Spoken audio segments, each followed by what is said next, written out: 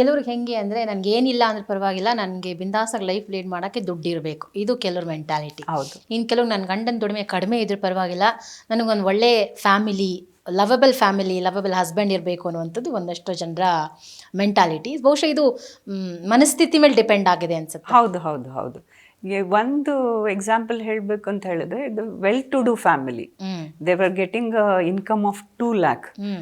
ಬಾಡಿಗೆಗಳಲ್ಲೇ 2 ಲಕ್ಷ ಬರ್ತಿತ್ತು. ಅವ್ನು ಯಾವ ಕೆಲಸನೂ ಮಾಡುವಂಥ ಅವಶ್ಯಕತೆ ಇರಲಿಲ್ಲ, ಜಸ್ಟ್ ಅವ್ರಿಗಿರೋ ಪ್ರಾಪರ್ಟೀಸ್ನ ನೋಡ್ಕೊಂಡಿದ್ರೆ ಸಾಕಾಗಿತ್ತು.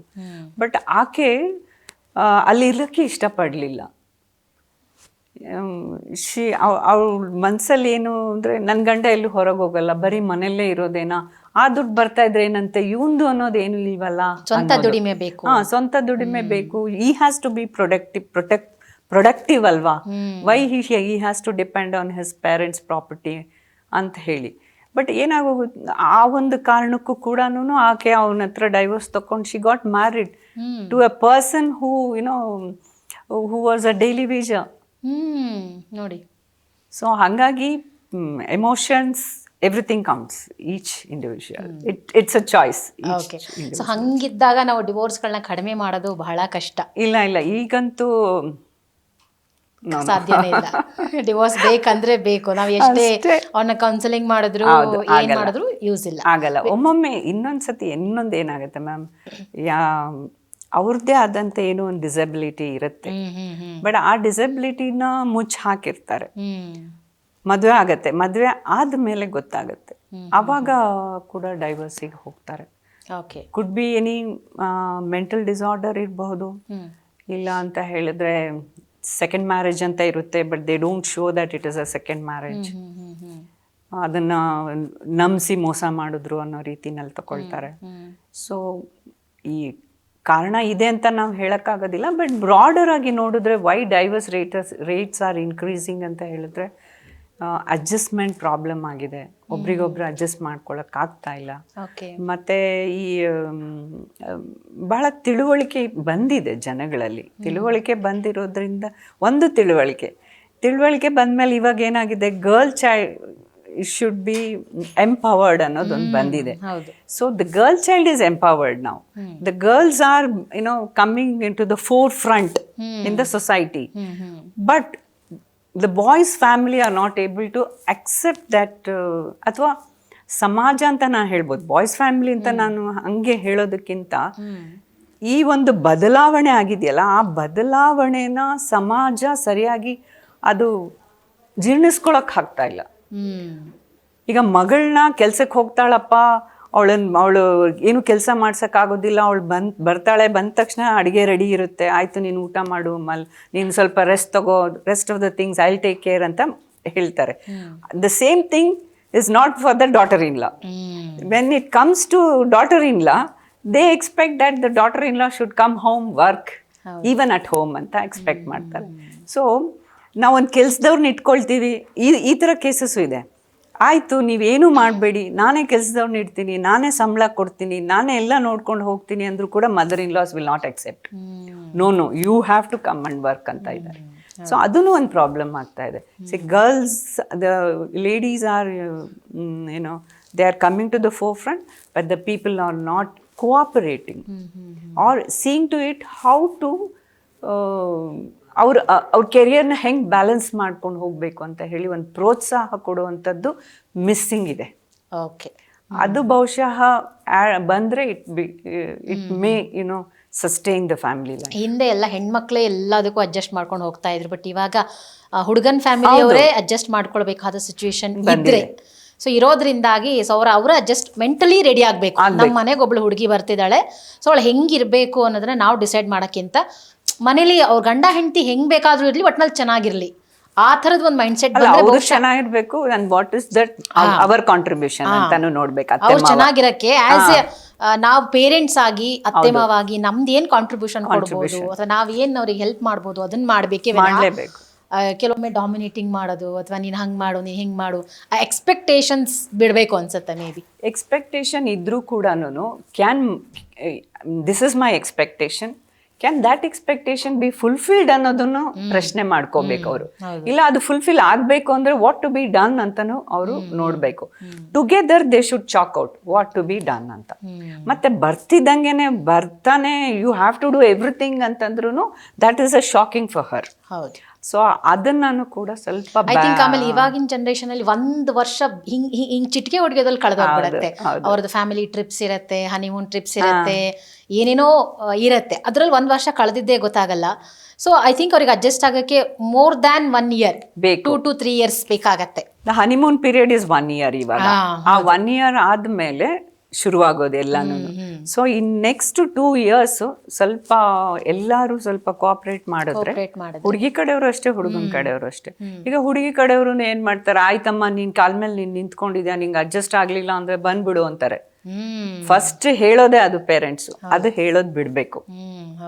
ಅವ್ರಿಗೆ ಒಂದ್ ಭಯ ಏನಿರುತ್ತೆ ಅಂದ್ರೆ ನೀನ್ ಅಲ್ಲೇ ಇರು, ನೀನ್ ಅಲ್ಲೇ ಅಡ್ಜಸ್ಟ್ ಮಾಡ್ಕೊಂಡು ಹೋಗು ಅಂದ್ರೆ ಆಕೆ ಎಲ್ಲಿ ಸೂಸೈಡಿಗೆ ಹೊಟ್ಟೋಗ್ಬಿಡ್ತಾಳೋ ಅನ್ನೋದೊಂದು ಭಯ ಇರುತ್ತೆ ಅವ್ರಿಗೆ. ಆಮೇಲೆ ಹುಡುಗನ ಮನೆಯವ್ರಿಗೂ ಅಷ್ಟೇನೆ, ಇವಳೆಲ್ಲಿ ಏನ್ ಮಾಡ್ಕೊಂಡ್ಬಿಡ್ತಾಳೋ ಅನ್ನೋದೊಂದು ಭಯ ಇರುತ್ತೆ. ಈಗ ಇಬ್ರು ಕೂಡ ಭಯದಲ್ಲೇ ಇರೋ ಅಂತ ಪರಿಸ್ಥಿತಿ ಬಂದ್ಬಿಟ್ಟಿದೆ ಇವಾಗ. ಆ ಭಯವನ್ನ ಬಿಟ್ಟು ನಾವು ಜೀವನ ಮಾಡಿದ್ರೇನೆ ಸಾಧ್ಯ ಆಗೋದು. ಈ ಕಡೆ ಇವ್ರಾಗ್ಲಿ ಅವ್ರಾಗ್ಲಿ ಈ ಮಾತಾಡ್ಕೊಳ್ಬೇಕಾಗತ್ತೆ ಏನು ಅಂತ ಹೇಳಿ. ಓಕೆ, ಇವಾಗ ಡಿವೋರ್ಸ್ ಆಗ್ಲೇಬೇಕು, ಯಾವ ಕಾರಣಕ್ಕೆ ನೀವು ಡಿವೋರ್ಸ್ ತಗೊಳ್ಳೇಬೇಕು ಅಂತ ಹೇಳಿ ಹೇಳ್ತೀರಾ? ಇಂಥ ಸಿಲ್ಲಿ ಕಾರಣಗಳಿಗೆ ಹೆಚ್ಚಾಗಿ ಡಿವೋರ್ಸ್ ಆಗ್ತಿದೆ ನಿಜ, ಬಟ್ ಅದನ್ನ ಬಿಟ್ಟು ಇಂಥ ಕಾರಣಗಳಿದ್ರೆ ಮಾತ್ರ ಡಿವೋರ್ಸ್ ತಗೊಳ್ಳಿ ಅಂತ. ಇಲ್ಲ, ಕಾನೂನಲ್ಲಿ ಕೆಲವೊಂದಿದೆ ಈ ಕಾರಣಗಳು. ಆ ಕಾರಣ ಇದ್ರೆ ಮಾತ್ರನೇ ಡೈವರ್ಸಿಗೆ ಸಾಧ್ಯ. ಒಂದು, ಇಲ್ಲ ಅವ್ನು ಬೇರೆ ರಿಲಿಜನ್ಗೆ ಕನ್ವರ್ಷನ್ ಆಗಿದ್ರೆ, ಇಲ್ಲ ಅವನೇನಾರು ಇಂಪಾರ್ಟೆಂಟ್ ಇದ್ದರೆ, ಇಲ್ಲ ಅಂತ ಹೇಳಿದ್ರೆ ಈಸ್ ಬೇರೆಯವ್ರನ್ನ ಮದುವೆ ಮಾಡ್ಕೊಂಡ್ಬಿಟ್ಟಿರ್ತಾನೆ, ಸೆಕೆಂಡ್ ಮ್ಯಾರೇಜು ಹೇಳ್ದೆ ಕೇಳ್ದೆ. ಆಮೇಲೆ ಡೌರಿ ಹರಾಸ್ಮೆಂಟ್ಸ್ ಅಂತ ಹೇಳಿ ಏನು ಹೇಳ್ತೀವಿ ಅದು, ಇಲ್ಲ ಅಂದರೆ ಮೆಂಟಲ್ ಹರಾಸ್ಮೆಂಟು, ಇಲ್ಲ ಏನಂದರೆ ಕಾನ್ಸ್ಟೆಂಟ್ ಅವಳ ಫೋನ್ನ ನೋಡೋದು, ಅವಳ ಫೋನ್ ಅಥವಾ ಇವಳು ಅವನ ಫೋನ್ನ ನೋಡೋದು, ಅನುಮಾನದಿಂದ ಇರೋದು, ಇದೆಲ್ಲದಕ್ಕೂ ಇದೆಲ್ಲ ರೀಸನ್ಸ್ ಇದೆ. So mental and physical cruelty ಇದ್ರೇನೆ. ಸೊ ಹಾಗಾಗಿ ಸುಮ್ಮನೆ ಏನೋ ಒಂದು ಕಾರಣಕ್ಕೆ ಡೈವರ್ಸ್ ಆಗೋದಿಲ್ಲ ನಮ್ಮಲ್ಲಿ. ಒಂದು ಬಲವಾದ ಕಾರಣ ಬೇಕೇ ಬೇಕಾಗುತ್ತೆ. ಆ ಕಾರಣ ಇಲ್ಲ ಅಂತ ಹೇಳಿದ್ರೆ ಆಗೋದಿಲ್ಲ, ಡೈವರ್ಸ್ ಆಗಲ್ಲ. ಇವಾಗ ಮೇಂಟೆನೆನ್ಸ್ ಅನ್ನುವಂಥ ವಿಚಾರ ಬಂದಾಗ, ಈಗ ಎಲ್ಲ ಹೆಣ್ಮಕ್ಳಿಗೂ ಮೇಂಟೆನೆನ್ಸ್ ಅವಶ್ಯಕತೆ ಇರಲ್ಲ, ಬಟ್ ಕೆಲವು ಹೆಣ್ಮಕ್ಳಿಗೆ ಮೇಂಟೆನೆನ್ಸ್ ಅವಶ್ಯಕತೆ ಇದ್ದೇ ಇರುತ್ತೆ. ಸೊ ನಾವು ಕಾನೂನು ಪ್ರಕಾರ ಮಾತಾಡೋದಾದ್ರೆ ಯಾವ್ಯಾವ ಹೆಣ್ಮಕ್ಳಿಗೆ ಗಂಡನಿಂದ ಒಂದು ಮೇಂಟೆನೆನ್ಸ್ ಪಡ್ಕೊಳ್ಳುವಂಥ ಒಂದು ಅವಕಾಶ ಇದೆ? ಮೇಂಟೆನೆನ್ಸು ಜನರಲಿ ಎಲ್ಲ ಹೆಣ್ಮಕ್ಳಿಗೂ ಮೇಂಟೆನೆನ್ಸ್ ತಗೊಳ್ಬಹುದು. Even if you are working also you can ask for maintenance. ಯಾವಾಗ ಮೇಂಟೆನೆನ್ಸ್ ತಗೊಳ್ಬೋದು ಅಂತಂದರೆ, ಒಂದು, ಆಕೆ ಏನು ಕೆಲಸ ಮಾಡ್ತಾ ಇಲ್ಲ ಅಂದರೆ. ಎರಡನೇದಾಗಿ, ಆಕೆ ಕೆಲಸ ಮಾಡ್ತಾ ಇದ್ದಾಳೆ ಬಟ್ ಬರೋ ಇನ್ಕಮ್ ಸಾಕಾಗಲ್ಲ ಅಂದರೆ. ಮತ್ತು ಮೂರನೇದಾಗಿ, ಮಕ್ಕಳಿರ್ತಾರೆ, ಮಕ್ಕಳಿಗೆ ಅವಳ ಇನ್ಕಮ್ಮಲ್ಲಿ ಏನೋ, ಈಗ ಅವಳ ಹತ್ರ ಮಗು ಇರುತ್ತೆ, ಮಗುಗೆ ಅವಳು ಏನು ಸಂಪಾದನೆ ಮಾಡ್ತಿರ್ತಾಳೆ ಅದು ಅವ್ರ ಫ್ಯಾಮಿಲಿಗೆ ನೋಡ್ಕೊಳ್ಳೋದಕ್ಕೆ ಆಗೋದಿಲ್ಲ. ಆವಾಗ she can claim maintenance even though she is working. For example, she is getting around 25,000, but ಅವಳು ಬಾಡಿಗೆ ಮತ್ತು ಮಗುಗೆ ಓದಿಸೋದು ಇವೆಲ್ಲಾನು ಇಟ್ ಈಸ್ ಎಕ್ಸೀಡಿಂಗ್ 25,000 ಅಂತ ಹೇಳಿದಾಗ she can claim maintenance from her husband. And it is a duty of the husband to maintain wife and child ಅಂತಾನೆ ಇರೋದು. So wife who is not working, wife who is working, both can claim maintenance, but it depends on the situation. But wife without working is always entitled for maintenance. Okay, ಇವಾಗ ನಾನು divorce ಆಗಿದೆ, maintenance ತಗೊಳ್ತಿದ್ದಾರೆ, but ಇನ್ನೊಂದು ಮದುವೆ ಆಗ್ತಾರೆ. So ಆವಾಗ ಅದು maintenance stop ಆಗುತ್ತೆ. ಇವಾಗ ಏನಾಗುತ್ತೆ ಅಂತ ಹೇಳಿದ್ರೆ, ನಾನು ಮೊದಲನೇ ಗಂಡನಿಂದ ವಿಚ್ಛೇದನೆ ಪಡ್ಕೊಂಡಿರ್ತೀನಿ, ನನಗೆ ಅವ್ರ ಮೇಂಟೆನೆನ್ಸ್ ಕೊಡ್ಬೇಕಂತ ಆರ್ಡರ್ ಕೂಡ ಆಗಿರುತ್ತೆ, ನಾನು ಆ ಮೇಂಟೆನೆನ್ಸ್ ತಗೊಳ್ತಾ ಇರ್ತೀನಿ. Then subsequently I get married, ಆವಾಗ ದ ಮೇಂಟೆನೆನ್ಸ್ ಸ್ಟಾಪ್ಸ್. ಓಕೆ, ಇನ್ನು ಸೆಕೆಂಡ್ ವೈಫ್ ಅಂತ ಬಂದಾಗ ಅವರು ಮೇಂಟೆನೆನ್ಸ್ ಕ್ಲೈಮ್ ಮಾಡ್ಬೋದಾ? ಇಲ್ಲ, second wife is not entitle for maintenance. Hindu law ಪ್ರಕಾರ ಇದು ಮೊನೋಗಮಿ, ಒಂದೇ ಹಸ್ಬೆಂಡ್ ಒಂದೇ wife. If your husband has expired you can get married, or your wife expires you can get married. But living wife living husband ಇದ್ದಾಗ you can not get married to another person. So ಹಾಗಾಗಿ the second wife is not entitle for maintenance. But however ಇದು maintenance is also govern by the personal laws. ನೀವು marriage is also govern by personal laws ಅಲ್ವಾ. ಈ Muslim ಕಮ್ಯುನಿಟಿನಲ್ಲಿ ತಗೊಂಡಾಗ, religion ತಗೊಂಡಾಗ they are entitle for 4 wives. So ಹಾಗಾಗಿ the second wife can claim maintenance ಆ ವಿಷಯದಲ್ಲಿ. ಬಟ್ ಅದೇ in so far as other religion are concern you can not claim. Second wife is not. ಆಮೇಲೆ ಇವಾಗ ಗಂಡನಿಗೆ ಹೆಂಡತಿ ಜೊತೆಲಿ ಇರೋದು ಇಷ್ಟ ಇರುತ್ತೆ, ಬಟ್ ಹೆಂಡತಿಗೆ ಗಂಡನ ಜೊತೆ ಇರೋಕೆ ಇಷ್ಟ ಇರಲ್ಲ, ಬಿಟ್ಟು ಹೋಗ್ಬಿಟ್ಟಿರ್ತಾಳೆ. ಸೊ ಅವ್ರು ಮೇಂಟೆನೆನ್ಸ್ ಕ್ಲೈಮ್ ಮಾಡಿದಾಗ ಗಂಡ ಮೇಂಟೆನೆನ್ಸ್ ಕೊಡಲ್ಲ, ನನಗೆ ಹೆಂಡತಿ ಬೇಕು, ನಾನು ಮೇಂಟೆನೆನ್ಸ್ ಕೊಡಲ್ಲ ಅನ್ನೋ ಸಿಚುಯೇಷನ್ ಬಂದಾಗ ಇದರಲ್ಲಿ ಏನಾಗುತ್ತೆ ಅಂತ ಹೇಳಿದ್ರೆ, ಹೆಂಡತಿ ವಿತೌಟ್ ಎನಿ ರೀಸನ್, ಅಂದರೆ without any legal and valid reason, ಆಕೆ ಗಂಡನ್ ಬಿಟ್ಟು ಹೊರಟೋಗಿರ್ತಾಳೆ ಅಂತಂದಾಗ she cannot claim maintenance. She is not entitle for maintenance. ಅದು ಅಲ್ಲಿ ಆಕೆ ಪ್ರೂವ್ ಮಾಡಬೇಕಾಗತ್ತೆ, I came out of the house because he forced me, ಅಥವಾ ಅವನು ನನಗೆ ಎಷ್ಟು ಕಿರುಕುಳ ಕೊಟ್ಟ ಅಂತ ಹೇಳಿದ್ರೆ ನನ್ನ ಮನೆಯಲ್ಲಿ ಇರಲಿಕ್ಕೆ ಆಗಲಿಲ್ಲ, ಹಾಗಾಗಿ ನಾನು ಬಿಟ್ಟು ಬಂದೆ ಅನ್ನೋದನ್ನ ಹೇಳಬೇಕಾಗುತ್ತೆ. ಸೊ ಹಾಗಾಗಿ wife who has deserted the husband is not entitle for maintenance. Okay, ಅಂದರೆ ಈಗ ಏನೂ ರೀಸನ್ ಕೊಡ್ದೇನೆ ಮನೆಯಿಂದ ಹೊರಗಡೆ ಬಂದು ನಾನು ಮೇಂಟೆನೆನ್ಸ್ ತೊಗೊಂಡು ಬದುಕ್ಬೋದು ಅನ್ನೋವಂಥ ಮೆಂಟಾಲಿಟಿ ಇರುವಂಥ ಹೆಣ್ಮಕ್ಳು ತುಂಬ ಜನ ಇದ್ದಾರೆ. ಅಂದರೆ ಅವರಿಗೆ ಅಥವಾ ಸಂಸಾರದ ಜೀವನ ಸಾಕಾಗಿರುತ್ತೆ. ಇದು ಏನಾಗುತ್ತೆ ಈಗ ಒಂದು ಕೇಸಲ್ಲಂತೂ ಲೇಡಿ ಏನು ನೋಡಿ, ಮೆರಿಟ್ಸ್ ಆ್ಯಂಡ್ ಡಿಮೆರಿಟ್ಸ್ ಇದ್ದಂಗೆ. There are people who take advantage of the law. ಹೌದು, ಒಬ್ಬರನ್ನ ಮದುವೆ ಮಾಡ್ಕೊಳ್ತಾರೆ, ಮೇಂಟೆನೆನ್ಸ್ ತಗೊಳ್ತಾರೆ, ಡೈವರ್ಸ್ ತಗೊಳ್ತಾರೆ, again they get married to another person. ಇವನಿಗೆ ಗೊತ್ತೇ ಆಗೋದಿಲ್ಲ ಅವಳಿಗೆ ಇನ್ನೊಂದು ಮದುವೆ ಆಗಿದೆ ಅಂತ ಹೇಳಿ, ಇನ್ನೊಂದು ಕಡೆ ಮದುವೆ ಆಗ್ತಾರೆ, ಅಲ್ಲೂ ಮೇಂಟೆನೆನ್ಸ್ ಕ್ಲೇಮ್ ಮಾಡ್ಕೊಳ್ತಾರೆ. ಈ ರೀತಿಯಾಗೂ ಕೂಡ ಕೇಸ್ ಇದೆ. ಅದನ್ನ ಕೋರ್ಟ್ ಗಮನಕ್ಕೆ ತಂದ ಮೇಲೆ ಕೋರ್ಟ್ನವರು ಆಕೆಗೆ ಮೇಂಟೆನೆನ್ಸೇ ಕ್ಯಾನ್ಸಲ್ ಮಾಡಿದ್ರು. ಸೊ ಈ ಥರ ಅಡ್ವಾಂಟೇಜ್ ಕೂಡ ತಗೊಳ್ತಾರೆ. ಓಕೆ, ಹಾಗಿದ್ರೆ ಇವಾಗ ಮಕ್ಕಳಿರುವಂಥ ಸಂದರ್ಭಗಳಲ್ಲಿ ಅಂದರೆ ಆ ವೈಫ್ ಅರ್ನ್ ಮಾಡ್ತಿರ್ತಾರೆ, ಆವಾಗ ವೈಫ್ ಕೇವಲ ಮಕ್ಕಳಿಗೆ ಮಾತ್ರ ಮೇಂಟೆನೆನ್ಸ್ ಕೇಳ್ಬೋದಾ, ಅಥವಾ ಮಕ್ಕಳ ಎಜುಕೇಷನ್ಗೆ ಅವರು ಹಣ ಕೊಡಲಿ, ನನಗೆ ಮೇಂಟೆನೆನ್ಸ್ ಬೇಡ? ಇಲ್ಲ, ಕಾನೂನು ಏನು ಹೇಳುತ್ತೆ ಅಂದರೆ, ಮಕ್ಕಳ ವಿಷಯಕ್ಕೆ ಬಂದಾಗ even though she is earning ಅಂತ ಹೇಳಿ ತಗೊಂಡ್ರು husband has to maintain the children. ಮಕ್ಕಳ ಅಕಸ್ಮಾತ್ ಇವಳ ಹತ್ರನೇ ಇದ್ದಾರೆ ಅಂತಂದರೆ she can claim maintenance for the child. And she can also claim, ಅಂದರೆ ಏನಾಗುತ್ತೆ, ಈಗ ಅವಳ ದುಡಿಮೆ, ನಾನು ಮುಂಚೆ ಹೇಳ್ದಂಗೆ ಅವಳ ದುಡಿಮೆ ಕಮ್ಮಿ ಇದ್ದು ಮಕ್ಕಳನ್ನ ಮೇಂಟೈನ್ ಮಾಡೋದಕ್ಕೆ ಅವಳ ಕೈನಲ್ಲಿ ಆಗ್ತಿಲ್ಲ ಅಂದಾಗ she can claim maintenance for herself as far as for the child. Okay, but ಇಲ್ಲಿ ಏನಾಗುತ್ತೆ, she is also earning sufficiently, but still it is a duty of the husband. It is also the duty of the husband to take care of the child. So they can claim maintenance for the child, exclusively for the child. ಮಗುಗಂತಾನೆ ಆಕೆ ಕೇಳ್ಕೋಬಹುದು. ಆಮೇಲೆ ಇವಾಗ ಗಂಡ ತೀರಿ ಹೋಗಿರ್ತಾರೆ, ಅತ್ತೆ ಮಾವನಿಂದ ಅವರಿಗೆ ಯಾವುದೇ support ಇಲ್ಲದೆ ಎಷ್ಟೋ ಜನ ಹೆಣ್ಮಕ್ಳು ತವ್ರ ಮನೆ ಸೇರ್ಕೊಂಡಿರ್ತಾರೆ. ಸೊ ಬಟ್ ಪ್ರಾಪರ್ಟಿ ಇರತ್ತೆ, ಗಂಡನ ಹೆಸರಲ್ಲಿ ಪ್ರಾಪರ್ಟಿ ಇರ್ಬೋದು, ಅಥವಾ ಅದನ್ನು ಅವ್ರ ಅಪ್ಪ ಮನೆ ನೋಡ್ಕೊಳ್ತಾ ಇರ್ಬೋದು. ಸೊ ಈಗ ವಿಧವೆ ಮಗಳು ಮನೆಯಲ್ಲಿದ್ದಾಗ ಮೇಂಟೆನೆನ್ಸ್ ಯಾರಿಂದ ಕೇಳ್ಬೋದು, ಅತ್ತೆ ಮಾವನಿಂದ ಪಡ್ಕೋಬೋದಾ? ತಗೊಳ್ಬೋದು. ಯಾವಾಗ ಅಂತ ಹೇಳಿದ್ರೆ ಅವನಿಗೆ ಭಾಗ ಬರುತ್ತೆ ಅಂದಾಗ. ಈಗ ಉದಾಹರಣೆಗೆ ತಿಳ್ಕೊಳ್ಳಿ, ಆನ್ಸೆಸ್ಟರ್ ಪ್ರಾಪರ್ಟಿನಲ್ಲಿ ನನ್ನ ಗಂಡನಿಗೆ ಭಾಗ ಬರುತ್ತೆ, ನನ್ನ ಗಂಡ ತೀರ್ ಹೋಗ್ತಾರೆ.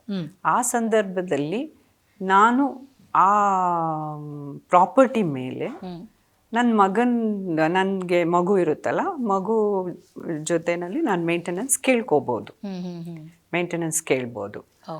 ಪ್ರಾಪರ್ಟಿ ವಿಷಯ, ಪ್ರಾಪರ್ಟಿ ಇದ್ರೆ. ಈಗ ಪ್ರಾಪರ್ಟಿ ಇಲ್ಲ, ಆನ್ಸೆಸ್ಟರ್ ಪ್ರಾಪರ್ಟಿ ಇಲ್ಲ, ಅವರ ಹುಡುಗನ ಅಪ್ಪಂದು ಮಾತ್ರನೇ ಅಲ್ಲಿ ಪ್ರಾಪರ್ಟಿ ಇರೋದು.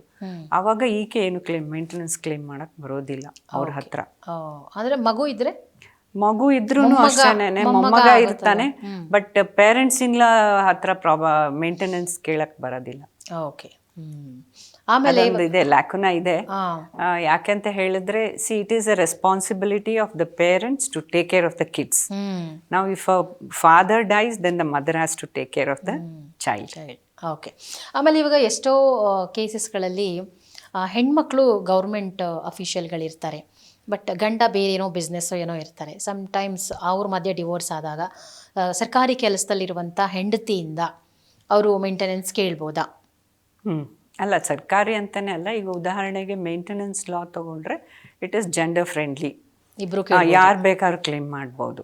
ಹುಡುಗನೂ ಕ್ಲೇಮ್ ಮಾಡ್ಬೋದು, ಹುಡುಗಿನೂ ಕ್ಲೇಮ್ ಮಾಡ್ಬೋದು. If women is earning more than husband, ಅಥವಾ husband becomes physically incapable of earning ಅಂದಾಗ he can claim maintenance against the wife. ಈಗ ಇಂಟರ್ ಕ್ಯಾಸ್ಟ್ ಮ್ಯಾರೇಜ್ ಆದಂಥ ಸಂದರ್ಭಗಳಲ್ಲಿ ಡಿವೋರ್ಸ್ ಆದಾಗ ತಗೊಳ್ಬೋದು, ಏನು ತೊಂದರೆ ಏನಿಲ್ಲ. ಇದು ಏನು ಹೇಳ್ತೀರಿ, ಮೇಂಟೆನೆನ್ಸ್ ಕ್ಲೇಮ್ ಮಾಡ್ಬೋದು, ಮಾಡ್ಬೋದು ಇಂಟರ್ ಕಾಸ್ಟಲ್ಲೂ ಕೂಡ. ಅದದ್ದು that has nothing to do with the marriage. ಅವ್ರದ್ದು ಮ್ಯಾರೇಜ್ ಅಕಸ್ಮಾತ್ ಸ್ಪೆಷಲ್ ಮ್ಯಾರೇಜ್ ಆ್ಯಕ್ಟ್ ಕೆಳಗಡೆ ರಿಜಿಸ್ಟರ್ ಆಗಿರಲಿ ಇಲ್ಲ ಅಂತ ಹೇಳಿದ್ರೆ, ಇಂಟರ್ ರಿಲಿಜಿಯನ್ ಅಂತ ಬಂದಾಗ ನಿಮಗೆ ಸ್ಪೆಷಲ್ ಮ್ಯಾರೇಜ್ ಆ್ಯಕ್ಟೇ ಕವರ್ ಆಗುತ್ತೆ. ಇಲ್ಲ ಅಂತ ಹೇಳಿದ್ರೆ ಅವ್ರು ಯಾರೋ ಒಬ್ರು ಕನ್ವರ್ಟ್ ಆಗಿರ್ಬೇಕಾಗತ್ತೆ. ಸೊ ಹಾಗಾಗಿ ಅದು personal whichever the at the most ಅಂದರೆ ಒಂದು ಪರ್ಸ್ನಲ್ ಲಾ. ಈಗ for example a Christian wants to marry a Hindu, then she or a he naturally ಚರ್ಚಲ್ಲಿ ಕನ್ವರ್ಷನ್ ಆದ್ರೇನೆ ಅವರಲ್ಲಿ ಮದುವೆ ಆಗೋದು, ಇಲ್ಲ ಅಂದರೆ ಅವರು ಮಾಡೋದಿಲ್ಲ.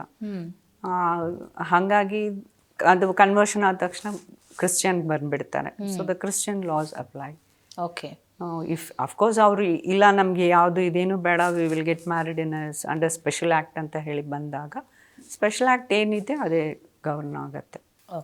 ಆಮೇಲೆ ಇವಾಗ ಮೇಂಟೆನೆನ್ಸ್ ಅಂತ ಬಂದಾಗ ಸೊ ಒಂದು ಲಿಮಿಟ್ ಅನ್ನೋದು ಇರುತ್ತಾ? ಇಷ್ಟು ಅಮೌಂಟ್ಗಿಂತ ಜಾಸ್ತಿ ಮೇಂಟೆನೆನ್ಸ್ ಕೇಳಬಾರ್ದು ಅಂತ ಏನಾದರೂ ಇರುತ್ತಾ? ಅಥವಾ ನಮ್ಮ ಖರ್ಚು ವೆಚ್ಚಗಳನ್ನು ಕೋರ್ಟ್ ಕೂಡ ಗಮನಿಸುತ್ತಾ? ಅದಕ್ಕಿಂತ ಜಾಸ್ತಿ ಕೇಳುವಂಥ ಪ್ರಕರಣಗಳನ್ನು ಕೂಡ ನಾವು ಗಮನಿಸಿದ್ದೀವಿ ಇತ್ತೀಚೆಗೆ.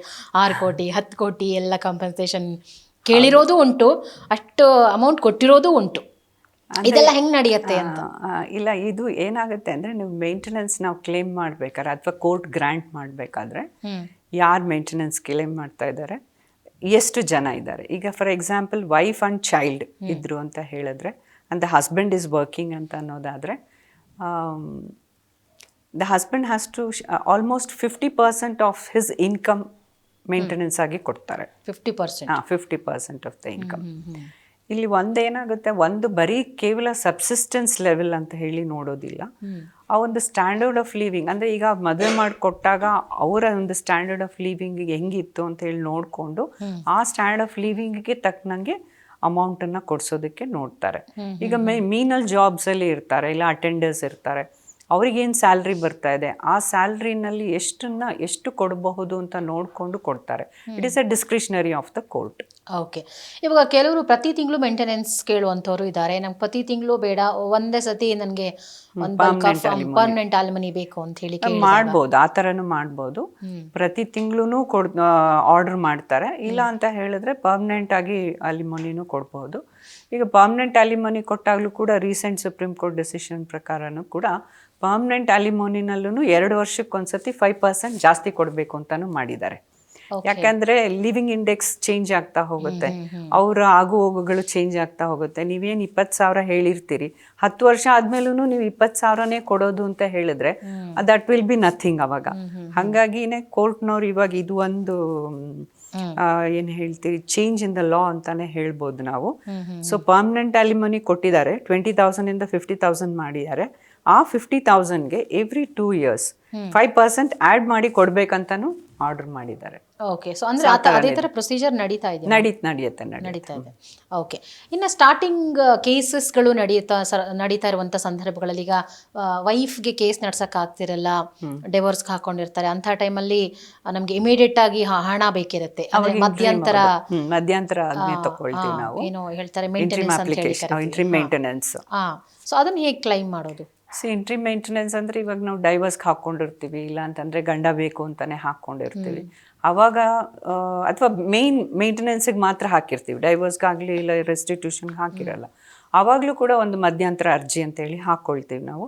ಹಾಕ್ಕೊಂಡು ಅದರಲ್ಲಿ ಈ ಕೇಸ್ ಮುಗಿಯೋವರೆಗೂ ಅಂದರೆ ಇನ್ನೇನು ಮೇನ್ ಕೇಸ್ ಆಗೋದಕ್ಕಿಂತ ಮುಂಚೆ ಇವಾಗ ನಾನು ನೋಡ್ಕೊಳ್ಳೋಕ್ಕಾಗಲ್ಲ ಅಥವಾ ಮಗುನ ನೋಡ್ಕೊಳ್ಳೋಕ್ಕಾಗೋದಿಲ್ಲ, ಹಾಗಾಗಿ ಇಷ್ಟು ಅಮೌಂಟ್ ಬೇಕು ಅಂತ ಹೇಳಿ ಮಧ್ಯಂತರ ಅರ್ಜಿ ಹಾಕ್ತೀವಿ ನಾವು. ಅದ್ರ ಮೇಲೆ ಕೋರ್ಟ್ನವರು ಒಂದು ಆರ್ಡರ್ ಪಾಸ್ ಮಾಡ್ತಾರೆ. ಸೊ ಮೇನ್ ಅರ್ಜಿ ಅಂದರೆ ಡೈವರ್ಸ್ದಾಗಲಿ ಅಥವಾ ರೆಸ್ಟಿಟ್ಯೂಷನ್ ಆಗಲಿ ಅದು ಮುಗಿಯೋವರೆಗೂ ಆತ ಇಷ್ಟು ಅಮೌಂಟನ್ನು ಕೊಡಬೇಕು ಅಂತ ಹೇಳಿ ಕೋರ್ಟ್ನವರು ಆದೇಶ ಮಾಡ್ತಾರೆ. ಅದನ್ನು ಕಂಟಿನ್ಯೂ ಕೊಡ್ತಾ ಹೋಗಬೇಕಾಗುತ್ತೆ. ಈಗ ಕೋರ್ಟ್ ಮಧ್ಯಂತರವಾಗಿ ಒಂದು ಅಮೌಂಟನ್ನು ಕೊಡಲೇಬೇಕು ಅಂತ ಹೇಳಿ ಮೇಂಟೆನೆನ್ಸ್ ಕೊಡಬೇಕು ಅಂತ ಹೇಳಿ ಆರ್ಡರ್ ಮಾಡಿದ್ರು ಎಷ್ಟೋ ಸಂದರ್ಭಗಳಲ್ಲಿ ಅವ್ರ ಕೈಗೆ ಅಮೌಂಟ್ ಹೋಗಿರಲ್ಲ, ಆಟ ಆಡಿಸ್ತಾ ಇರ್ತಾರೆ, ಈ ಮಂತ್ ಕೊಡ್ತೀನಿ ನೆಕ್ಸ್ಟ್ ಮಂತ್ ಕೊಡ್ತೀನಿ ಅಂತೇಳಿ. ಆ ಟೈಮ್ನಲ್ಲಿ ಪಾಪ ಹೆಣ್ಮಕ್ಳು ಮತ್ತೆ ಕೋರ್ಟಿಗೆ ಬಂದು ಕೇಳ್ಕೊಳ್ಳೋ ಪರಿಸ್ಥಿತಿ ಇರುತ್ತೆ. ಇಂಥ ಸಿಚುವೇಶನ್ ಬಂದಾಗ ಇದು ಇದರಲ್ಲಿ ಕಾನೂನು ಸ್ವಲ್ಪ ಬದಲಾವಣೆ ಆಗಲೇಬೇಕಂತ ನನಗೂ ಅನಿಸುತ್ತೆ. ಯಾಕೆ ಅಂತ ಹೇಳಿದ್ರೆ ಈ ಹುಡುಗರು ಕೂಡ ಇವಾಗ ಯಾರ ಮೇಲೆ ಆರ್ಡರ್ ಆಗಿರುತ್ತೆ ಕೊಡಬೇಕು ಅಂತ ಹೇಳಿ, ಹಸ್ಬೆಂಡು ಎವ್ರಿ ಮಂತ್ ಕೊಡೋದಿಲ್ಲ, 2 months once 6 months once ಹಿಂಗೆ ಕೊಡ್ತಾರೆ. ಒಂದೊಂದ್ಸತಿ ಏನಾಗುತ್ತೆ ಕೊಡೋದಿಲ್ಲ ಅಂತ ಅಂದಾಗ ನಾವು ಏನಾಗುತ್ತೆ ಎವ್ರಿ ಇಯರ್ ಎಕ್ಸಿಕ್ಯೂಷನ್ ಅಂತ ಹೇಳಿ ಇದೆ, ಅದು ಎಕ್ಸಿಕ್ಯೂಷನ್ ಹಾಕ್ಕೊಂಡು we have to execute that order. ಅದೇನಾಗುತ್ತೆ 1 year ಆದಮೇಲೆ ನಾನು ಎಕ್ಸಿಕ್ಯೂಟ್ ಮಾಡಬಹುದು. ಓಕೆ. ಸೊ 1 year ಆದಮೇಲೆ ಎಕ್ಸಿಕ್ಯೂಟ್ ಮಾಡಬೇಕು ಅಂದರೆ ಡ್ಯೂ ಆಗುತ್ತಲ್ಲ, 1 year ಡ್ಯೂ ಆಗುತ್ತೆ. ಈಗ 10,000 ಕೊಟ್ಟಿದ್ದಾರೆ ಅಂದರೆ 12 ತಿಂಗಳಿಗೆ 1,20,000 ಆಗುತ್ತೆ. ಆ 1,20,000 ಕ್ಲೇಮ್ ಮಾಡೋದಕ್ಕೆ ನೆಕ್ಸ್ಟ್ ಇಯರ್ಗೆ ಎಕ್ಸಿಕ್ಯೂಷನ್ ಹಾಕಬೇಕು. ಆಮೇಲೆ ನೆಕ್ಸ್ಟ್ ಇಯರ್ ಫುಲ್ ಡ್ಯೂ ಆಗುತ್ತಲ್ಲ, ಅದಕ್ಕೆ ಇನ್ನೊಂದು ಎಕ್ಸಿಕ್ಯೂಷನ್ ಹಾಕಬೇಕು. ಐ ಥಿಂಕ್ ಸಮ್ವೇರ್ ಈ ಒಂದು ಎಕ್ಸಿಕ್ಯೂಷನ್ ಪೆಟಿಷನ್ ಸತತವಾಗಿ ಹಾಕೊಂಡು ದುಡ್ಡು ತಗೊಳ್ಳೋದಿದೆಯಲ್ಲ, ಅದಕ್ಕೆ ಹೆಣ್ಮಕ್ಳಿಗೆ ರೋಸ್ ಹೋಗ್ಬಿಡುತ್ತೆ. ಹೌದು, mental harassment. I think this procedure needs change. ಅದಿನ್ನ ಚೇಂಜ್ ಬಂದಿಲ್ಲ, but we are all canvassing that this needs a change. Okay. ಈಗ ಮದುವೆ ಡೈವೋರ್ಸ್ಗೆ ಹಾಕಿದ್ದಾರೆ, ಮೇಂಟೆನೆನ್ಸ್ಗೆ ಅಪ್ಲೈ ಮಾಡ್ತಾರೆ. ಓಕೆ, ನನಗೆ ಡೈವೋರ್ಸ್ ಬೇಡ, ನನಗೆ ಮೇಂಟೆನೆನ್ಸ್ ಬೇಕು, ಇಸ್ ಇಟ್ ಪಾಸಿಬಲ್? ಹಾಕ್ಕೋಬಹುದು. ಬರೀ ಮೇಂಟೆನೆನ್ಸ್ಗೆ ಹಾಕ್ಬೋದು. ಡೈವರ್ಸ್ ಹಾಕಬೇಕು ಅನ್ನೋದೇನಿಲ್ಲ, ಬರೀ ಮೇಂಟೆನೆನ್ಸ್ ಕ್ಲೇಮ್ ಮಾಡ್ಬೋದು. ಈ ಸಿಚುವೇಶನ್ ಬಂದಾಗ ಈಗ ಹೆಂಡತಿ ಬೇಕು ನನಗೆ, ನಾನು ಮೇಂಟೆನೆನ್ಸ್ ಕೊಡಲ್ಲ, ನನ್ನ ಹೆಂಡತಿ ನನಗೆ ವಾಪಸ್ ಕಳಿಸ್ಕೊಡಿ ಅಂತ ಅವ್ರು ಕೇಳುವಾಗ, ಸೊ ಅವರು ಯಾವ ಥರ ಮೂವ್ ಆಗ್ಬೇಕಾಗಿ ಬರುತ್ತೆ? ನಾನು ಮೇಂಟೆನೆನ್ಸ್ ಕೊಡಲ್ಲ, ನನಗೆ ಹೆಂಡತಿ ಬೇಕು, ವಾಪಸ್ ಇಲ್ಲ. ನೋಡಿ, ಇಂಟ್ರೀಮ್ ಮೇಂಟೆನೆನ್ಸ್ ಅಂತ ಹೇಳಿ ಕೊಡಲೇಬೇಕಾಗತ್ತೆ. ಬಟ್ ಅಲ್ಟಿಮೇಟ್ಲಿ ಬರೀ ಮೇಂಟೆನೆನ್ಸ್ಗೆ ಹಾಕ್ಕೊಂಡಿದ್ದಾಳೆ, ಅವ್ರ ಹೆಂಡತಿ ಬರೋದಕ್ಕೆ ಇಷ್ಟಪಡ್ತಿಲ್ಲ ಅಂತಂದರೆ ಇವರು ರೆಸ್ಟಿಟ್ಯೂಷನ್ಗೆ ಹಾಕ್ಕೊಂಡು ನನಗೆ ಹೆಂಡತಿ ಬೇಕು, ಮೇಂಟೆನೆನ್ಸ್ ನಾನು ಕೊಡೋದೇ ಇಲ್ಲ ಅನ್ನಕ್ಕೆ ಬರೋದಿಲ್ಲ, ಮೇಂಟೆನೆನ್ಸ್ ಕೊಡ್ತಾನೆ ಹೆಂಡತಿ ಬೇಕು ಅಂತ ಕೇಳಬೇಕು. ಅಂದರೆ ಕಾಂಜುಗಲ್ ರೈಟ್ಸ್. ಹೌದೌದು, ಕಾಂಜುಗಲ್ ರೈಟ್ಸ್ಗೆ ಅವ್ರು ಹಾಕಲೇಬೇಕಾಗುತ್ತೆ. ಓಕೆ. ಅಂದರೆ ಕೇಸ್ ಎಲ್ಲಿವರೆಗೂ ನಡೆಯುತ್ತೆ ಎಲ್ಲರಿಗೂ ಮೇಂಟೆನೆನ್ಸ್ ಕೊಡಲೇಬೇಕು. ಅಂದರೆ ಫಸ್ಟ್ ನಾವು ಮೇಂಟೆನೆನ್ಸ್ ಅಪ್ಲಿಕೇಶನ್ ಹಾಕಿದ ನೆಕ್ಸ್ಟ್ ಮಂತ್ಗೆ ನಮಗೆ ಆರ್ಡರ್ ಪಾಸ್ ಆಗತ್ತಾ ಹೆಂಗೆ, ಅಥವಾ it will take time? 60 days ಅಂತ ಹೇಳಿ ಇದೆ. ಬಟ್ ಒಮ್ಮೊಮ್ಮೆ ಬರ್ಡನ್ ಕೋರ್ಟ್ ಮೇಲೆ ತುಂಬಾ ಬರ್ಡನ್ ಇದೆ. ಶುರುವಾದಾಗ ಫ್ಯಾಮಿಲಿ ಕೋರ್ಟ್ಸ್ ಶುರುವಾದಾಗ 2 ಕೋರ್ಟ್ ಇತ್ತು, ಇವಾಗ 6 ಕೋರ್ಟ್ ಆಗಿದೆ. This lot of cases, 100 cases 150 cases ಹಾಕೊಳ್ತಾರೆ ಒಂದು ದಿವಸಕ್ಕೆ ಒಂದು ಕೋರ್ಟ್ನವರು. ಸೊ ಒಂದು ದಿವಸಕ್ಕೆ ಏನಿಲ್ಲ ಅಂದ್ರೆ ಒಂದು 700 cases ಇರುತ್ತೆ ಆನ್ ಬೋರ್ಡಲ್ಲಿ. ಅವಾಗ ಕೋರ್ಟ್ ಮೇಲೆ ಬಹಳ ಒತ್ತಡ ಇದೆ. 60 daysಗೆ ಅಪ್ಲಿಕೇಶನ್ಸ್ ಡಿಸೈಡ್ ಆಗ್ತಾ ಇಲ್ಲ, ಅದು ಆಗೋದಕ್ಕೆ ಕಷ್ಟ ಆಗುತ್ತೆ ಸ್ವಲ್ಪ. It takes its own time.